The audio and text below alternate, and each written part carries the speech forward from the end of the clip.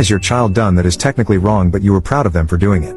1. My son, who was 14 at the time, was robbed, at knife point, of his iPhone and a few dollars, by two older boys. They were 17 and 18. These boys were gang members, with many of the usual markings. One had a tattooed teardrop, indicating that he had taken a life, and a cross in the middle of his forehead. I saw his picture when they asked my son to identify who had done this to him. He looked pretty darn intimidating for a kid. This entire event was odd in as much as we live in an upper middle class suburb, and these things just don't happen here. Anyway, my son didn't seem to be suffering any trauma from the experience and went along seemingly happy-go-lucky. I actually thought he was in denial or suffering from PTSD. One day, I was driving through the main street of our town when I was stopped at a red light. My son jumps out of the car, without a word, and runs into the laundromat. I was confused, for a second, but then I see him beating the hell out of some guy. I mean, he was battering this kid, slamming him into walls and just pummeling his face with fists and elbows. But the time I got inside, he was stomping this kid out literally. The women inside were screaming and crying, and this kid was